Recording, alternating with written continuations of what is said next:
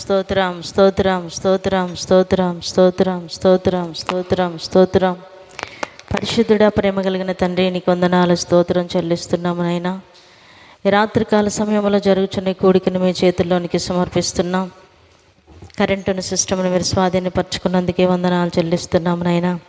కూడి వచ్చిన బిడ్డలందరిని బట్టి నీకు స్తోత్రం అయ్యా. ఇంకా రావాల్సిన బిడ్డలు త్వరగా తీసుకొని రండి. పాటల ద్వారా, వాయిద్యముల ద్వారా మీ నామానికి మహిమ తెచ్చుకొనండి అయ్యా. నీకు స్తోత్రం చెల్లిస్తున్నాం. అవసరమవుతున్న సందేశం ప్రభా మా అందరితో మీరు మాట్లాడమని ప్రార్థిస్తున్నాం. వినగల చెవి గ్రహించే హృదయం మాకు అందరికీ దయచేయమని ప్రార్థిస్తూ, కూడిక ఆది నుండి అంతవరకు మీరే అధ్యక్షులుగా నడిపించి మహిమను పొందమని ప్రార్థిస్తూ యేసు నామములో అడుగుచున్నాము తండ్రి, ఆమేన్. యోవేలు గ్రంథం 2వ అధ్యాయం.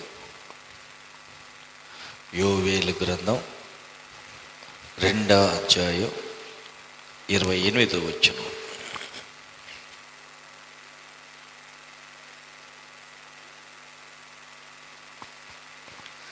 తరువాత నేను సర్వ జనుల మీద నా ఆత్మను కుమ్మరింతును. మీ కుమారులను మీ కుమార్తెలను ప్రవచనములు చెప్పుదురు. మీ ముసలివారు కలలు కందురు. మీ యవ్వనులు దర్శనములు చూచుదురు. అంత్య దినముల యందు దేవుడు ఏం చేయబోతున్నాడో ప్రవచన రీతిగా యోవేలు ద్వారా ప్రవచించాడు. 2వ అధ్యాయం 28వ వచనంలో చదివిన మాట మనం చూస్తే ఆయన అంటున్నాడు కదా, అంత్య దినముల యందు నేను నా జనులందరి మీద ఆత్మను కుమ్మరిస్తాను అంటున్నాడు. ఇది తండ్రి అయిన దేవుడు చేసినటువంటి వాగ్దానం.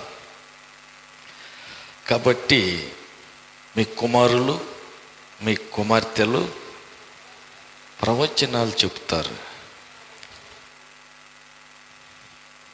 కాబట్టి ఆత్మ కుమ్మరింపు ఎప్పుడైతే జరుగుతుందో ప్రవచించటం జరుగుతుంది. వృద్ధులు కలలు కనటం జరుగుతుంది. ఇది అంత్య దినాలంటే ఇవే చివరి దినాలు. ఇప్పటికీ మొదటి నుంచి అనేక యుగాలు అయిపోయినాయి. ఇప్పుడు చివరికి వచ్చింది కృపాయుగం. దేవుడు కృప చూపించేటువంటి యుగం ఈ కృపాయుగం. దీన్ని అంత్య దినాలు అంటారు. ఈ సమయంలో దేవుడు అంటున్న మాట ఏంటంటే, మీ కుమారుల మీదను మీ కుమార్తెల మీదను నా ఆత్మను కుమ్మరిస్తాను అంటున్నాడు. కొంచెం వడ్డించేది వేరు, పూర్తిగా కుమ్మరించం వేరు. ఆ బిందెలోనో బకెట్లోనో ఉన్న నీళ్ళన్నీ ఒక చెట్టు మీద కుమ్మరించినట్టు ఒక్క సుక్కైన అందులో లేకుండా బిందెలో ఉన్న నీళ్ళన్నీ కుమ్మరించాడు అంటాం. అవును, దేవుడు అంటున్నాడు, నా ఆత్మను కుమ్మరిస్తాను. అంటే దేవుని ఆత్మ ఒక వ్యక్తి మీద కుమ్మరించబడినప్పుడు పూర్తిగా దేవుని ఆత్మ స్వాధీనంలోనికి వెళ్ళిపోవటం జరుగుతుంది. ఆత్మ కలుగు చేసేటువంటి ఐక్యతలోనికి రావటం జరుగుతుంది.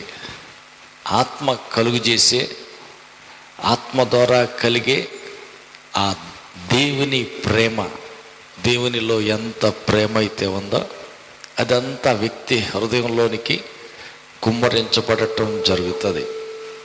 అందుకని అంత్య దినముల యందు నా ఆత్మను కుమ్మరిస్తాను అంటున్నాడు. అవును, జనులందరి మీద దేవుని యొక్క ఆత్మ కుమ్మరించబడే సమయం ఇది. అందుకే మనం ఏం చేయాల్సింది ఏంటంటే, దేవుని ఆత్మ మన మీద కుమ్మరించబడాలి. ఆత్మ కుమ్మరింపు కోసం వేచి ఉండాలా, ఎదురు చూడాలా, కనిపెట్టాలా. అందుకని యేసు ప్రభు చెప్పాడు, నేను వెళ్ళిపోతున్నా, మీరేం చేస్తారంటే యెరూషలేములోనే ఉండండి, పైనుండి శక్తి పొందుకునే వరకు యెరూషలేము పట్టణంలోనే ఉండండి. ప్రభు చెప్పాడు. ఆ మాటకు లోబడిన వారంతా వెళ్ళిపోయి యెరూషలేము పట్టణంలో ఉన్నారు. మేడగదిలో కనిపెట్టుకుని కూడి ప్రార్థన చేస్తూ ఉన్నారు. అపోస్తుల కార్యం 2వ అధ్యాయంలో చూసినట్టయితే కనిపెట్టుకుని ఉన్న వారి మీదకి దేవుని ఆత్మ బలంగా వీసే గాలి వలె వచ్చిందంట. అపోస్తుల కార్యం 2వ అధ్యాయం 2వ వచనం చూస్తే,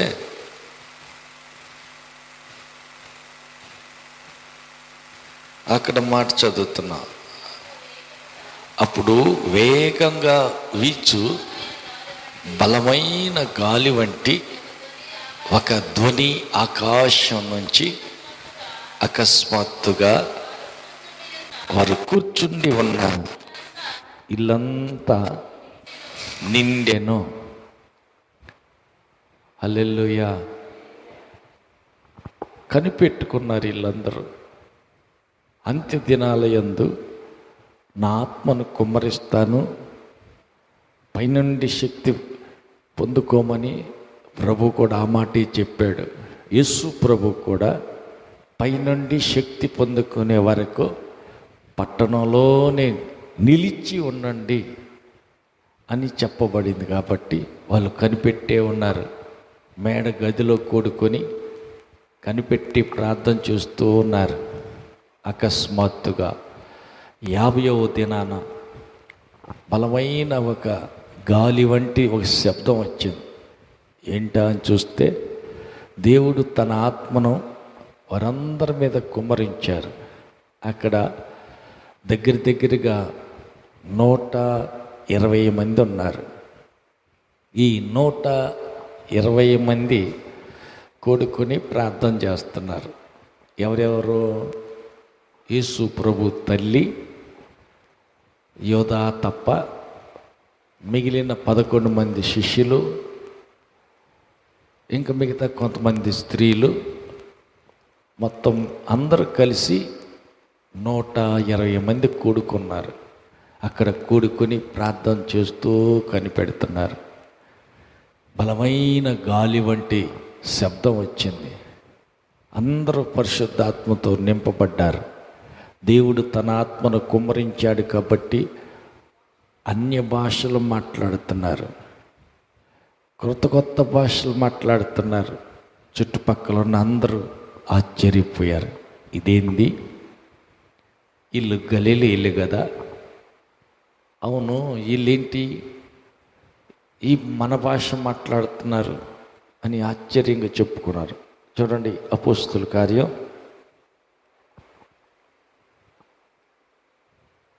2వ అధ్యాయం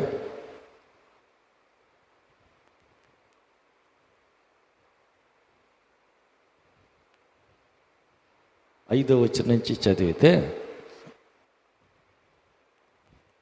ఆ కాలమున ఆకాశం క్రింద నుండి ప్రతి జనములో నుండి వచ్చిన భక్తిగల యూదులు యెరూషలేములో కాపురముండెను. హల్లెలూయా. ఈ శబ్దము కలుగగా జనులు గుంపులుగా కూడి వచ్చి ప్రతి మనుష్యుడు తన స్వభాషతో వారు మాట్లాడుట విని కలవరపడిరి. అంతటా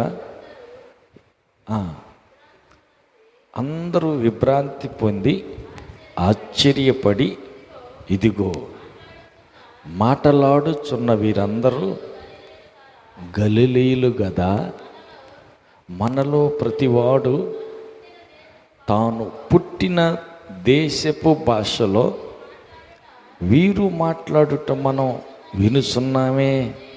ఇదేంటి? హల్లెలూయా. కాబట్టి అక్కడ భూమి కింద ఉన్న నానా భాషలు మాట్లాడేవాళ్ళు, నానా జాతుల వారు, వేరు వేరు దేశాల నుంచి వచ్చిన అందరూ అక్కడ ఉన్నారు. ఎవరి భాషలో వాళ్ళకి అర్థం అవుతుంది. వీళ్ళంతా గలిలీయులు కదా. అవును, మన భాష మాట్లాడుతున్నారు ఏంది? ఆశ్చర్యం అయిపోయింది. హల్లెలూయా. ఎవరెవరు ఉన్నారు అక్కడ? పార్తీయులు, మాదీయులు, ఎలామీయులు, మెసొపొతేమియులు, యూదయ, కప్పదొకియ, పొంతి, ఆసియా, పురుగియా, పంపులియా, ఐగుప్తు అనే దేశాలందరి వారు, కురేనీ దగ్గర లిబియా ప్రాంతం యందు కాపురం ఉన్నవారు, రోమా నుండి పరవాసులుగా వచ్చిన వారు, యూదులు, యూదా మత ప్రవిష్టులు, క్రేతీయులు, అరబీయులు మొదలైన మనమందరము వీరు మన భాషతో దేవుని గొప్ప కార్యములను వివరించుట వినుసున్నామని చెప్పుకొనిరి. ఎన్ని జాతులలో వచ్చారు అక్కడ? ఎన్ని దేశాలలో వచ్చారమ్మా? ఇప్పుడు దాకా చదివాం కదా. వీళ్ళందరూ ఎన్ని దేశాల నుంచి వచ్చారంట? మొత్తం ఎన్ని దేశాలు అయినాయి? ఎన్ని అయినాయి? లెక్క వేయండి. ఎన్ని దేశాల వాళ్ళు అక్కడ కూడుకున్నారు?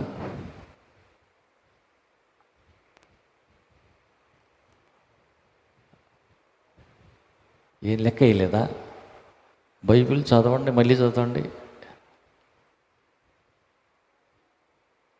ఎన్ని అయినాయి అమ్మా? 11. అయ్యా ఎన్ని అయినాయి? రేపు పగల కోటానికి హోంవర్క్ లెక్కేసుకొని రండి. మొత్తం రేపు కరెక్ట్గా చెప్పాలా? రేపు చెప్తురు కానీ చదువుకొని ఈలోపు కుస్తీ పట్టి ఎన్నో లెక్క వేసుకురండి. హల్లెలూయా. ఇక్కడ మనం చూసినట్లయితే వాళ్ళు అనుకుంటున్నారు మనం గలిలీయులైనటువంటి ఇల్లు మన దేశ భాషతో మాట్లాడుతుంటే వింటున్నాం. ఒకటి, అన్య భాషలు అంటే వేరు వేరు దేశాల వాళ్ళు వాళ్ళ భాషల్లో వీళ్ళు మాట్లాడుతుంటే వింటున్నారు. ఒకటి. రెండవది, దేవుని గొప్ప కార్యాలను వివరిస్తున్నారు, అది మనం వింటున్నాం అంటున్నారు. అంటే గలిలీయులు కాకోకుండా వేరు వేరు దేశాల నుంచి వచ్చిన వాళ్ళందరూ చుట్టూ కూడుకొని ఆలకిస్తున్నారు. మన దేశపు భాషలో ఈ గలిలీయులు మాట్లాడుతున్నారు, అది మనకు అర్థమవుతుంది. ఏం మాట్లాడుతున్నారు? దేవుని గొప్ప కార్యాలను వాళ్ళు వివరిస్తున్నారు, మనకు అర్థమవుతుంది అంటున్నారు. హల్లెలూయా, హల్లెలూయా. వీటిని ఏమంటారు? అన్య భాషలు అంటారు. ఈ అన్య భాషల్లో మనుషుల భాష కూడా ఉన్నది కదా. అందుకని వాళ్ళు అంటుంది మన దేశపు భాషలో వీళ్ళు మాట్లాడుతుంటే మనం వింటున్నాం. ఏం మాట్లాడుతున్నారు అంటే దేవుని గొప్ప కార్యాలు వివరిస్తున్నారు, అది మాకు అర్థమవుతుంది అని చెప్తున్నారు. ఇంకా కిందకి చదవండి, దాన్ని కిందకి రండి. అందరూ విభ్రాంతి పొంది ఎటూ తోచక ఏమవుతుందో అని ఒకంతో ఒకడు చెప్పుకొనిరి. కొందరైతే వీరు కొత్త మద్యముతో నిండి ఉన్నారని అపహాస్యం చేసిరి. హల్లెలూయా. కొంతమంది అంటున్నారు వీళ్ళు కొత్త ద్రాక్షారసం పొద్దున్నే మత్తు మందు తాగారు, అందుకే వాళ్ళు మాట్లాడుతున్నారట అంటున్నారు. అదేంది? పక్కన వాళ్ళేమో వీరు దేవుని గొప్ప కార్యాలు వివరిస్తున్నారు, ఎవరి భాషలో వాళ్ళకి అర్థమయ్యేటట్టు చెబుతున్నారు, మనకు అర్థమవుతుంది అని ఇప్పటిదాకా కొంతమంది అనుకుంటున్నారు. మళ్ళీ కొంతమంది ఏమంటున్నారు, కొత్త మద్యం తాగారు అందుకని వీళ్ళు ఏందేందో భాష మాట్లాడుతున్నారు. హల్లెలూయా. వీళ్ళని ఏమనుకోవాలా? పక్కన వాళ్ళు చెప్తున్నారు కదా, ఆలకిస్తే అర్థమైంది, చదివి దాన్ని విని ఆలోచిస్తే దేవుని వాక్యం అర్థమైంది. సరిగా వినక నోరు తెచ్చుకుని వాళ్ళ ముఖాలు కళ్ళే చూస్తున్నారు. తమాషా చూసేవాడికి ఏమర్థమైంది? వీళ్ళకేందంటే వీళ్ళ సొంత భాషతో మాట్లాడేటప్పుడు వాళ్ళ కళ్ళి చూడకుండా అది చూసినా ఏందో ఒకటి రెండు మాటలు విన్నారు, వాళ్ళ దగ్గర నుంచి పక్కన ఇంకొక పక్కకు వచ్చారు, ఆ పక్కన వాళ్ళు వేరే దేశ భాష మాట్లాడుతున్నారు. హల్లెలూయా. ఇంకొక భాష మాట్లాడుతున్నారు, అర్థం కాల. హల్లెలూయా. మరి కొంతమంది ఏమో ఆత్మతో నిండి వేరే దేశపు భాషతో మాట్లాడుతున్నారు, తర్వాత దేవదూతల భాష కూడా మాట్లాడుతున్నారు. ఎప్పుడైతే ఈ దూతలు మాట్లాడే దూతల భాష మాట్లాడారో అర్థం కాల. హల్లెలూయా. ఆ భాషలో వాళ్ళకి అర్థం కాల. ఏమంటున్నారు? మొత్తు దాగి ఉంటారు, కొత్త మద్యం దాగి ఉంటారు. ఎందుకంటున్నారు అట్లా? మద్యం తాగినవాడు, మత్తు తాగిన వ్యక్తి ఏ రకంగా అయితే తూలి పడిపోతాడో అట్లా వీళ్ళు కూడా ఆత్మపూర్ణులై ఎగురుతున్నారు, ఎగిరి కింద పడిపోతున్నారు. తాగినోడు తూలినట్టు తోలుతున్నారు అని అంటున్నారు. రెండవది, వాళ్ళు ఏదేదో మాట్లాడుతున్నారు, తాగిపోతోడు మాట్లాడినట్టు, తాగినోడుకి అర్థం కాక ఏదేదో మాట్లాడినట్టు. వీళ్ళు కూడా అట్లాగే అన్య భాష మాట్లాడుతున్నారు. అది దేవదూతల భాష అని వీళ్ళకి తెలియటల్లా, అర్థం కాల. అందుకని కొత్త మద్యం తాగారు ఇల్లు అని అంటా ఉన్నారు. వింట పేతురు గారికి బాధ కలిగింది. దేవదూతల భాష మాట్లాడుతుంటే వీళ్ళు వేరు దేశాల నుంచి వచ్చిన వీళ్ళందరి భాషలతోటి మాట్లాడుతూ ఉంటే వీళ్ళేంటి ఇట్ట మాట్లాడుతున్నారు అని అప్పుడు లేచి నిలబడి ఆయన అంటున్నాడు, యోవేలు ప్రవక్త ప్రవచించాడే, అంత్య దినముల యందు మనుషులందరి మీద నా ఆత్మను కుమ్మరిస్తాను, మీ కుమారులు మీ కుమార్తెలు ప్రవశిస్తారు, మీ యవ్వనులు దర్శనాలు చూస్తారు, మీ వృద్ధులు కలలు కంటారు.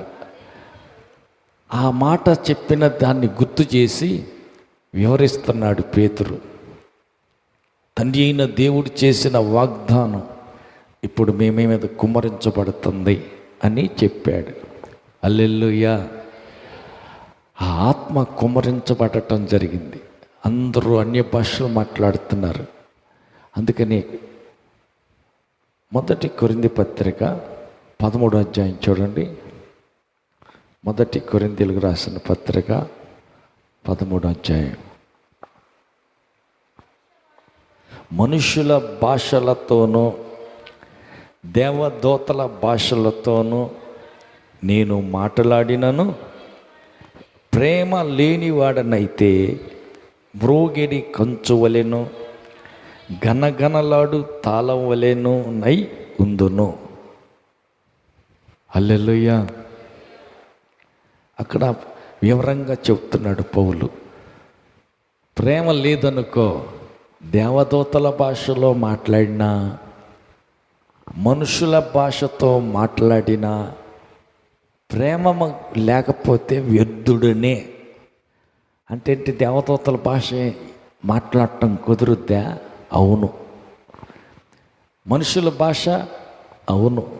మనుషుల భాషతో నేను మాట్లాడినా, దేవదూతల భాషతో నేను మాట్లాడినా, ఒకవేళ నేను ప్రేమ లేనివాడిని అనుకో, నాలో ప్రేమ లేకపోతే అంత వ్యర్థమే.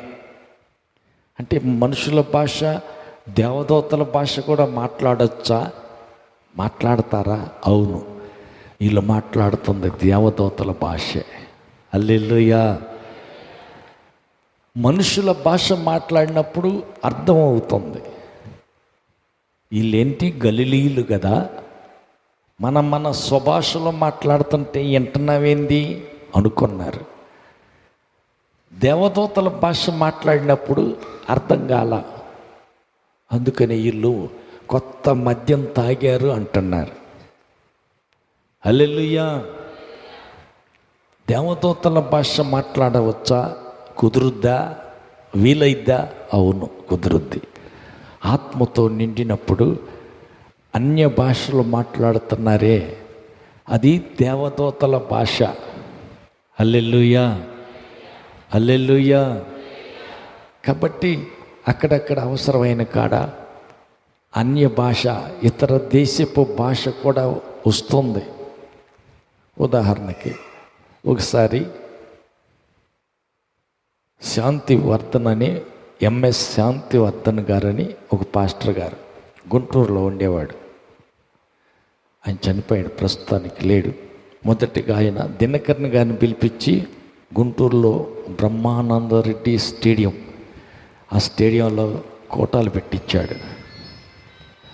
ఈ గొప్ప సేవకుడు దేవుని మాట విని ఆఫ్రికా దేశం, అక్కడ ఒక దేశానికి వెళ్ళాడు. దేవుడు వెళ్ళమన్నాడు, వెళ్ళాడు. కానీ వాళ్ళ భాష ఈయనకు రాదు. పోనీ ఎవరైనా ఇంగ్లీష్ అన్నా తెలిసిన వాళ్ళు ఉంటే శాంతివర్ధన్ గారు ఇంగ్లీష్లో వాక్యం చెబితే వాళ్ళ ఆఫ్రికా దేశ భాషలోకి తర్జుమా చేయొచ్చు. అయ్యా ఎవరికైనా ఇంగ్లీష్ వచ్చా అంటే మాకు రాదు అంటున్నారు. ఎవరు లేరు. తెలుగు వచ్చా అంటే అసలుకి ఎవరికి రాదు. ఆయన ఉన్నది ఆఫ్రికా ఖండంలో ఒక దేశం, ఆ భాషే రాదు. దేవుడు వమ్మన్నాడు, ఏం అర్థం కాల, ఎట్ట చేయాలా? దేవుడు వెళ్ళమన్నాడు కాబట్టి లోబడి వెళ్ళాడు. వాక్యం చెబుతానంటే సరేనని చెప్పేసి చర్చి పాస్టర్ కావాలా అని ఆ మాట అర్థమై, పాస్టర్ గారా రండి వాక్యం చెప్పండి అన్నారు. మైక్ ఇచ్చారు. పాటలు అయిపోయినాయి, వాక్యానికి లేచాడు. ఎట చెప్పాలా? తెలుగులో చెబితే అర్థం కాదు, ఇంగ్లీష్లో చెబితే అర్థం కాదు, తర్జుమా చేసేవాళ్ళు ఎవరూ లేరు, ఏమీ అర్థం కాల. ఏం ప్రభా అని అంటే ఒక స్వరం పడుతుందంట, నీవు నోరు తెరువు నేను నింపుతాను అని. సరే నన్ను లోబడ్డా. ఈయన చాలా జనం ఉన్నారు, చర్చికి ఎదురుగా ఉన్నారు, కుడివైపు ఉన్న జనం ఉన్నారు, ఎడమవైపు జనం ఉన్నారు. ఎడం పక్క తిరిగి హల్లెలూయా అని గట్టిగా అరిచాడు. అందరూ హల్లెలూయా చెప్పారు. మళ్ళీ కుడివైపు తిరిగాడు, హల్లెలూయా. అన్ని భాషల్లో అదే హల్లెలూయా ఒకటే కాబట్టి దేవుని స్తుతించడం. వాళ్ళు కూడా అందరూ హల్లెలూయా అన్నారు. ఎదురుగా మళ్ళాడు, ఆ ఎదురుగా తిరిగి మళ్ళీ ఒకసారి గట్టిగా హల్లెలూయా. అందరూ హల్లెలూయా చెప్పారు. ఇంకా అందుకుంది. వైర్లు కలిపితే తీగలోకి కరెంటు వచ్చేసినట్టు, షాక్ అందుకున్నట్టు కరెంటు పవర్ ప్రవహించింది. హల్లెలూయా. అనర్గళంగా వాళ్ళ దేశ భాషలోనే ఈయన వాక్యం చెప్పాడు. గంటన్నర వాక్యం చెప్పాడు. అందరూ సంతోషించారు. అందరూ ఉజ్జింపబడ్డారు.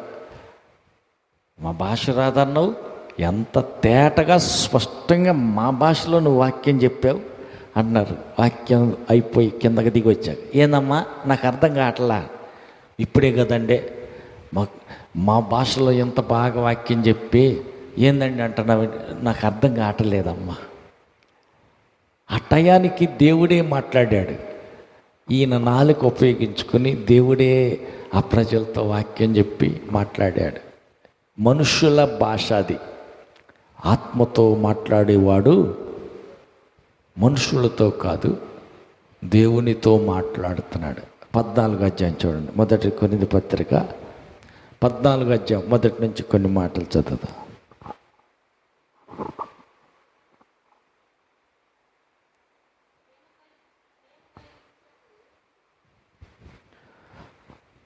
ప్రేమ కలిగి ఉండుటకు ప్రయాసపడుడి, ఆత్మ సంబంధమైన వరములను ఆసక్తితో అపేక్షించుడి, విశేషముగా ప్రవచన వరము అపేక్షించుడి. ఎందుకనగా భాషతో మాట్లాడేవాడు మనుషులతో కాదు, దేవునితోటి మాట్లాడుతున్నాడు. మనుషుడెవ్వడును గ్రహింపడు, కానీ వాడు ఆత్మ వలన మర్మములను పలుకుచున్నాడు. హల్లెలూయా. ఆత్మ వలన ఏం పలుకుతున్నాడంట? మర్మాలు పలుకుతున్నాడు. హల్లెలూయా, హల్లెలూయా. ఇందాక మనం ఏం చెప్పుకున్నాం? వీరు గలిలీయులు కదా, మన సొంత భాషలో వీళ్ళు దేవుని గొప్ప కార్యాలు వివరిస్తుంటారేంటి అని ఆశ్చర్యపోయారు. ఇక్కడ ఏమంటున్నారు? అన్య భాషతో మాట్లాడేవాడు మనుషులతో కాదు, దేవునితో మాట్లాడుతున్నాడు. దేవుడికి అర్థమైంది, మనుషులకి ఎవరికి అర్థం కాదు. హల్లెలూయా, హల్లెలూయా. కాబట్టి ఇది అర్థం కాదు. అక్కడ కూడా అదే జరిగింది. వాళ్ళకి అర్థం కాలేదు కాబట్టి వాళ్ళు ఏమంటున్నారు? మొత్తం వీళ్ళు కొత్త మద్యం తాగారు, అందుకనే ఏందో పిచ్చి పిచ్చిగా మాట్లాడుతున్నారు అన్నారు. అట్లా కాదు. అన్య భాషతో మాట్లాడుతున్నాడు అంటే అర్థం దేవునితోటి మాట్లాడుతున్నాడు. దేవునితో మాట్లాడితే ఏమైద్ది? దేవునితోటి మాట్లాడుతున్నాడు అని అంటే దేవునితోటి ఈయన మాట్లాడుతున్నాడు, ఈయనతో దేవుడు మాట్లాడుతున్నాడు. ఇప్పుడు ఏమైద్ది? సంబంధం కలుస్తుంది, దేవునితోటి బంధం పెరుగుతుంది, దేవునితో సహవాసం కుదురుతుంది. ఆయనతో మాట్లాడి ఏం జరుగుతుంది? ఆత్మ సంబంధులుగా మారిపోతాం. ఆమేన్. ఆత్మలో బలం పుంజుకుంటాం. ఆమేన్. దేవునితో సహవాసం చేస్తే కలిసి మాట్లాడి హనోకు దేవునితో కలిసి నడుచుకుంటూ వెళ్ళిపోయాడు. దేవుడు ఎత్తుకెళ్ళిపోయాడు, పరలోకం వెళ్ళిపోయాడు. పరలోకం పోవాలంటే మనకు కూడా ఏం కావాలా? దేవునితోటి మాట్లాడే భాష కావాలా. ఆయనతోటి భాష తెలియకపోతే ఏం మాట్లాడతాం కదా. సుక్సేన్ గారు వస్తారు, మొన్న సాబు గారు వచ్చారు, ఈసారి గిద్యోన్ గారు కూడా వస్తారు. వాళ్ళ భాష తెలియలేదనుకో ఏం చేస్తాం? చేసేది ఏముంది? తెలిసిన వాళ్ళు, అర్థమైన వాళ్ళు, వాళ్ళిద్దరు మాట్లాడుకుంటే నవ్వుతున్నారు అనుకో, పక్కన మనం కూడా వాళ్ళు ఎందుకు నవ్వారో తెలియదు కానీ వాళ్ళు నవ్వారు హాహా అని మనం నవ్వుతాం. ఏందయ్యా నవ్వావంటే ఏమో నాకేం అర్థమైంది, నాకు అర్థం కాల, వాళ్ళు నవ్వారు కాబట్టి నేను నవ్వా అంతే. హల్లెలూయా. దేవునితోటి మాట్లాడుతూ ఉంటే ఏమైందంట? 6 నెలలు సహవాసం చేస్తే వాళ్ళే వీళ్ళు అవుతారంట, వీళ్ళే వాళ్ళు అయిపోతారు. దేవునితోటి సంబంధం కలిగి ఆయనతో మాట్లాడి స్నేహితులుగా సహవాసం చేస్తే దేవుని మనసు ఏందో అర్థం చేసుకోవచ్చు. ఏది దేవునికి ఇష్టమో అర్థమైపోద్ది. దేవుడికి ఏదంటే ఇష్టం ఉండదో తెలిసిపోద్ది. కాబట్టి దేవునితో సహవాసం చేసే వ్యక్తి ఆయనకి ఇష్టం లేని పని చేయలేరు. ఆమేన్. ఆయనకు బాధ కలిగించే ఏది చెయ్యజాలడు. ఎందుకంటే దేవునితో స్నేహం చేస్తున్నాడుగా, దేవుని మనస్సు ఎరిగి ఉంటాడు, అర్థమైపోద్ది. దేవుని ఆత్మను పొందుకున్నాడు కాబట్టి ఆత్మ ద్వారా వివేచించటం కుదురుతుంది. హల్లెలూయా. ఆత్మ లోకానికి వెళ్ళాడు కాబట్టి సాబు గారు పిలుస్తారు, అంజమ్మ లేచి నిలబడో అని ఆమె సంగతి అంతా చెబుతారు. అదేంది అంజమ్మ సంగతి ఈయనకి ఎట తెలుసు? ఆత్మలోకంలో వెళ్ళే వ్యక్తి కాబట్టి ఆత్మ ద్వారా వివేచించి పసిగట్టి గ్రహించి, నీకు ఈ బాధ ఉన్నది, నీకు ఈ నొప్పి ఉన్నది, నీకు ఈ సమస్య ఉన్నది, నీ పరిస్థితి ఇలా ఉంది అని వాళ్ళు చెప్పడానికి వీలవుతుంది. ఆమేన్. కాబట్టి దేవునితోటి మనకు సంబంధం కావాలి. బంధం పెరిగే కొద్దీ ఆత్మలోకంకి వెళ్ళి అన్య భాషలతో ప్రార్థన చేయటం ద్వారా, ఉచ్చరింపశక్యం కానీ మూలుగులతో ప్రార్థన చేయటం ద్వారా మన శరీరాన్ని వాడుకొని మనలో ఉన్న దేవుడు, పరిశుద్ధాత్మ దేవుడు, పరలోకంలో ఉన్న తండ్రితోటి మాట్లాడతాడు, మన తరపున విజ్ఞాపన చేస్తాడు. మనకు తెలియదు రేపు మన మార్గంలో ఏ కీడు ఉందో, ఏ నష్టం ఉందో, ఏ అపాయం ఉందో మనకేం తెలుసు? తెలియదు. పక్క వాళ్ళని అడగండి, రేపేం జరుగుద్దో నీకేమైనా తెలుసా? మనకు తెలియదు. ఆత్మ దేవునికి అన్నీ తెలుసు. ఆత్మతో నిండి భాషలతో ఎప్పుడైతే ప్రార్థన చేస్తావో అప్పుడు యుక్తమైన ప్రార్థన చేస్తాం జరుగుతుంది. చూడండి, రోమపత్రిక 8వ అధ్యాయం, రోమ 8:26 వచనం. 8వ అధ్యాయం 26 వచనం. అటువలే ఆత్మయు మన బలహీనతలు చూసి సహాయం చేయుచున్నాడు.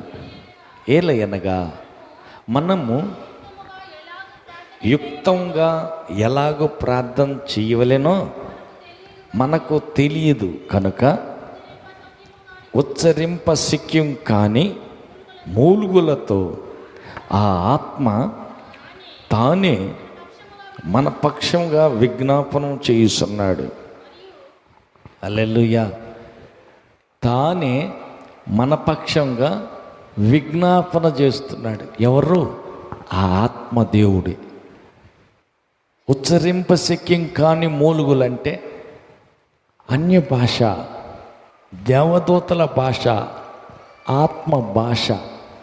అది దేవునికి అర్థమవుతుంది. ఆ భాష దేవుని పరిశుద్ధాత్మ మనలో ఉండి పరలోకంలో ఉన్న తండ్రికి విజ్ఞాపన చేయటం జరుగుతుంది. ఈ ఆత్మతో చేసే ప్రార్థనే యుక్తమైన ప్రార్థన. అదే సరైన ప్రార్థన. ఏంటిది? ఉదాహరణకి సరైన ప్రార్థన అంటే, రేపు ఎక్కడికో వెళ్తున్నావు, దారిలో ఏదో ప్రమాదం ఉంది, ఏదో యాక్సిడెంట్ జరగబోతుంది, దాన్ని తప్పించు ప్రభు అని మానవ భాషతో మనం ప్రార్థన చేయగలమా? మనకేం తెలుసు?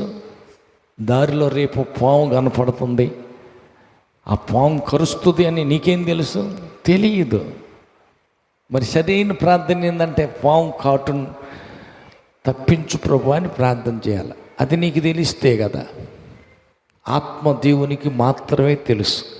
ఎప్పుడైతే ఆత్మ విషయంలోకి వెళ్ళి అన్య భాషలో ప్రార్థన ఎప్పుడైతే చేస్తావో అప్పుడు నువ్వు యుక్తమైన ప్రార్థన చేయటం కుదురుద్ది. ఆత్మదేవుడు ప్రార్థన చేస్తాడు.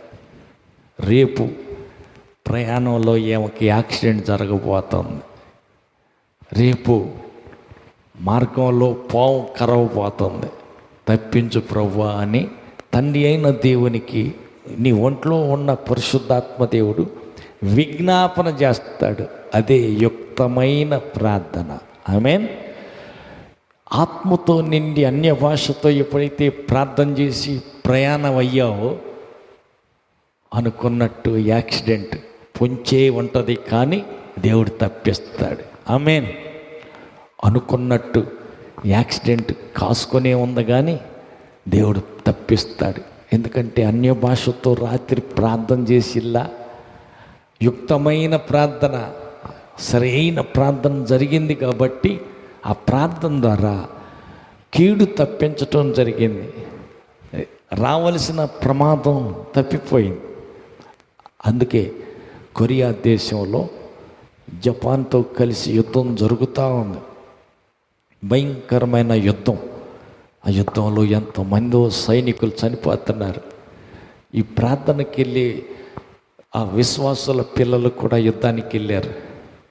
తల్లి తండ్రి ఏం చేశారంటే చర్చిలో మోకరించి చేతులెత్తి ఆత్మతో నిండి భాషలతో ప్రార్థన చేస్తూనే ఉన్నారు.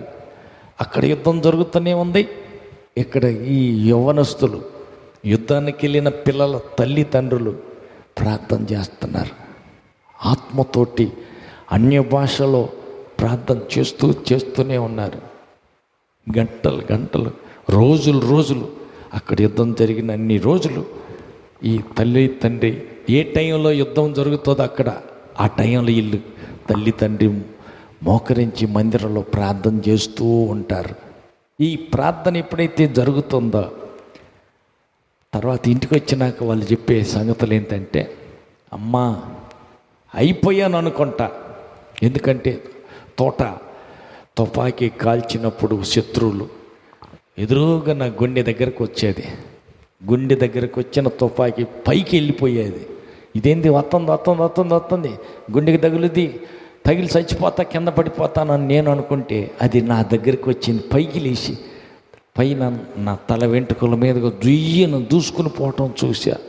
1 కాదు 2 కాదు, 100 తోటాలు తగిలింది నేరుగా తలకాయకే తోట.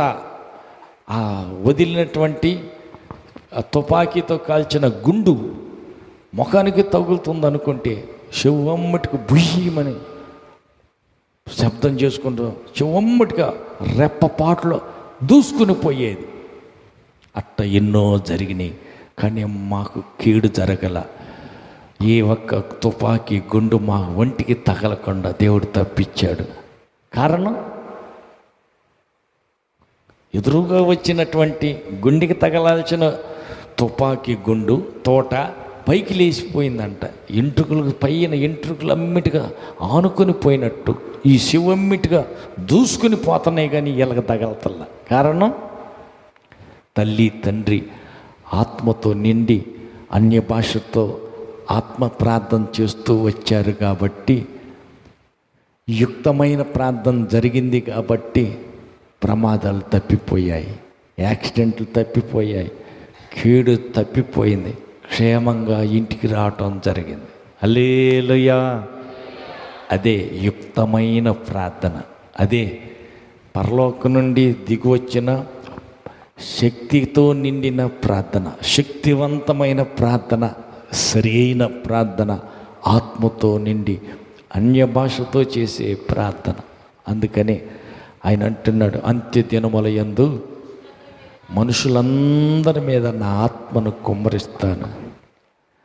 మీ పిల్లలు, మీ కుమారులు కుమార్తెలు ప్రవచిస్తారు, వృద్ధులు కలలు కంటారు, యవనస్తులకి దర్శనాలు వస్తాయి. ఏం దర్శనాలు? రేపేం జరగబోతుందో. హల్లెలూయా. రాబోయే కాలంలో ఏం జరగబోతుందో దర్శన రూప్తిగా తెలిసిపోతుంది, అర్థమైపోద్ది.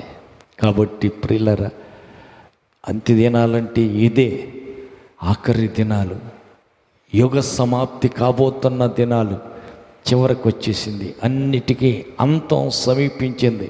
అన్నిటికీ ముగింపు దగ్గర పడింది. అయితే మరి మనం ఏం చేయాలా? ఆత్మతో నిండి అన్య భాషతో ప్రార్థన చేయాలా. అందుకే పౌలు అంటాడు, నేను మనసుతో ప్రార్థన చేస్తాను, ఆత్మతో కూడా ప్రార్థన చేస్తాను. ఆత్మతో ప్రార్థన అంటే అన్య భాషతో చేసే ప్రార్థన. మనసుతో ప్రార్థన చేయటం అంటే మనసుకి తెలిసిన సంగతులు. ఫలానా ఆమెకు బాగలేదని చెప్పింది, బాగు చేయి ప్రభువా. ఫలానా ఆయన ఆరోగ్యం బాగలేదన్నాడు, ప్రార్థన అడిగాడు, ఆయన కూడా బాగు చేయి యేసయ్యా. అది మనసుతో చేసే ప్రార్థన. మరి ఎక్కడో ఏమో ఏ కీడు జరగబోతుందో, ఏ హాని జరగబోతుందో, ఏ అపాయం పొంచి ఉందో అది మనకు తెలియదు కదా. మర్మమైనది. ఆత్మతో మాట్లాడువాడు మర్మాలు పలుకుతున్నాడంటే అదే మర్మం. హల్లెలూయా. రేపేం జరుగుద్దో, వచ్చే వారంలో ఏం జరగబోతుందో తెలియదు. ఆ జరగబోయే కీడుని తప్పించమని సరైన యుక్తమైన ప్రార్థనే అన్య భాషతో ఆత్మతో చేసే ప్రార్థన. అదే సరైన ప్రార్థన. కాబట్టి మనకు కావాల్సింది ఏంటంటే మన మార్గం అంతా దేవుడు సరళపరచాల, ముందున్న కీడులన్నీ కొట్టివేయాల.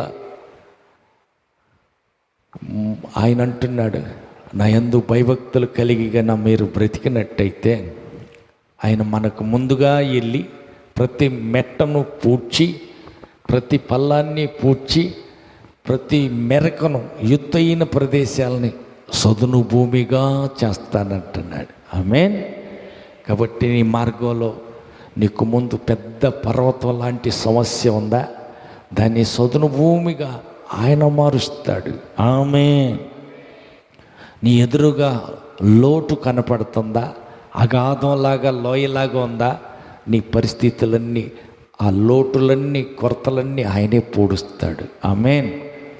అయితే ఆత్మతో నిండి అన్య భాషతో ప్రార్థన చేయటం అనివార్యం, తప్పనిసరి, అవసరం. అదే యుక్తమైన ప్రార్థన. ఆత్మదేవుడు మనలో నుంచి పరలోకంలో తండ్రికి మొర్రపెట్టే సరైన ప్రార్థన అది. మనం మనసుతో తెలిసిన వరకే చేయగలం, కానీ ఆత్మతో అంటే మర్మమైన సంగతులు, గూఢమైన సంగతులు తెలియజేసి దేవునితో ప్రార్థన చేసేదే అదే సరైన ప్రార్థన. అట్టి ఆత్మతో నిండి అన్య భాషతో చేసే ఆత్మ ప్రార్థన కలిగిన వారిగా దేవుడు మనందరినీ సిద్ధపరచుదురుగాక. ఆమేన్. లేచి నిలబడదాం, ప్రార్థన చేసుకుందాం.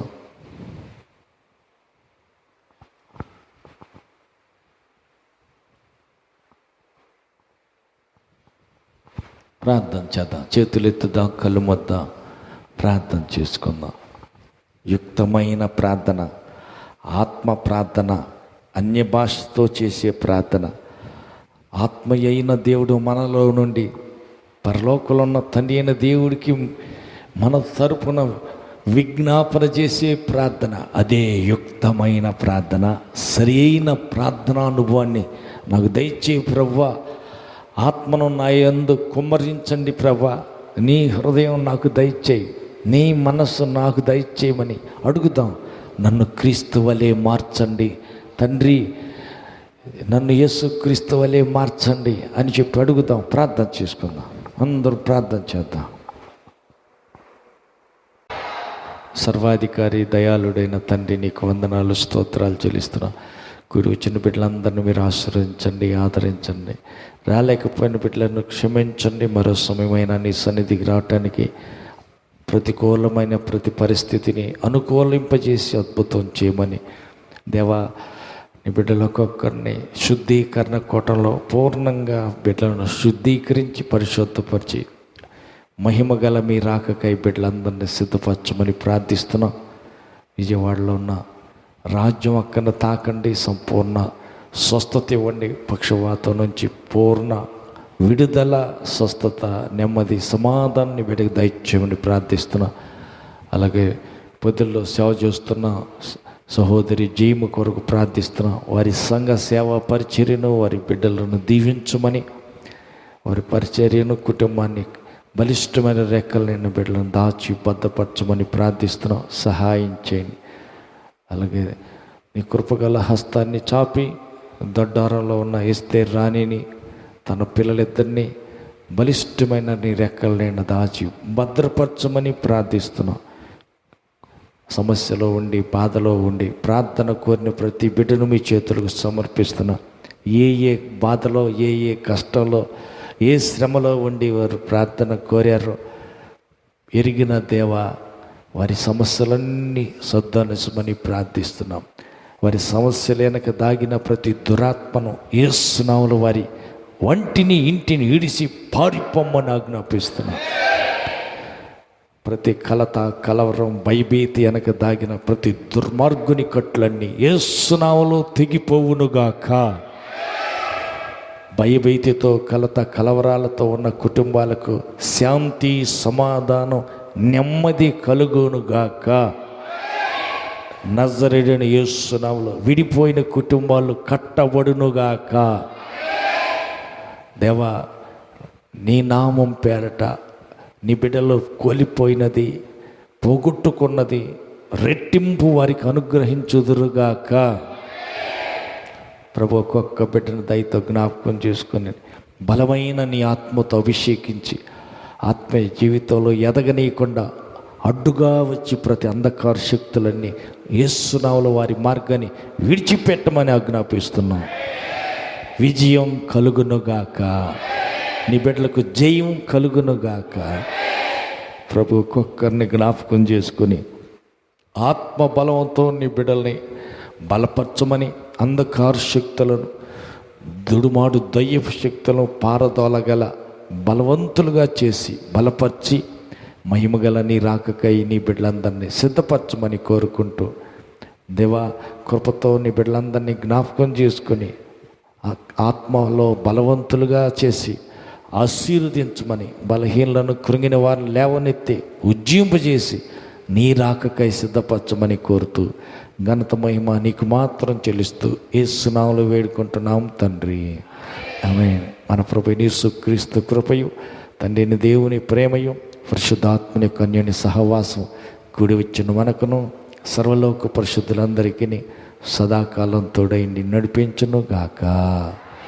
ఆమేన్. హల్లెలూయా, హల్లెలూయా, హల్లెలూయా. ఆమేన్.